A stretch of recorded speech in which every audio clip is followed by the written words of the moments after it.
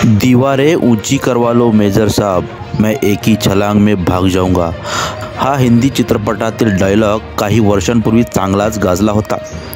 चित्रपटातील खलनायकाप्रमाणे जिल्हा कारागृहातील आरोपीने कारागृहाच्या तटबंदीवरून पळून खंदकात उडी घेत पलायन करत सुरक्षेलाच आव्हान दिले आहे। आता या डायलॉगप्रमाणे दीवारें ऊंची करवा लो जेलर साहब असे म्हणण्याची वेळ आली आहे। कारागृहाचे नाव काढले तरी अनेक गुन्हेगारांचा थरकाप उडतो असे म्हटले जाते। कारागृहातील कडक शिस्त आणि सुरक्षा यंत्रणा पाहून अनेकांच्या मनात धडकी भरते।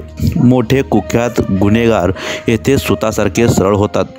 सांगलीतील कारागृह तर ब्रिटिशकालीन आहे, परंतु या कारागृहाच्या सुरक्षेलाच धोका निर्माण झाला आहे। कारागृहाभोवती अपार्टमेंट, शाळा, नागरी वस्ती याचा विळखा पडला आहे। कारागृहाच्या आग्नेयेजवळील कोपऱ्याजवळील जागेचा वाद सुरू आहे, तेथे तटबंदीच नाही। त्यामुळे कारागृहातील खुनातील आरोपी अजय भोसले याला साफसफाईसाठी बाहेर काढल्यानंतर तो 2 तटबंदींमधील गवतातून पळत आला। त्यानंतर पडलेल्या तटबंदीजवळ पळत आला। तेथून अवघ्या 7 ते 8 फुटांवरील खंदकावरून खाली उडी ठोकत अंगावरील शर्ट चप्पल टाकून देत पलायन केले। एकीकडे सीसीटीव्ही कॅमेऱ्यांचे जाळे, तटबंदीच्या जाळ्यांमध्ये सोडलेला विद्युत प्रवाह, उंच टावरवरील पहारा आणि शस्त्रधारी कर्मचाऱ्यांची नजर अशी ही सुरक्षा यंत्रणा असताना ती भेदून खुनातील आरोपीने पलायन केल्यामुळे कारागृहाची सुरक्षा यंत्रणा चव्हाट्यावर आली आहे।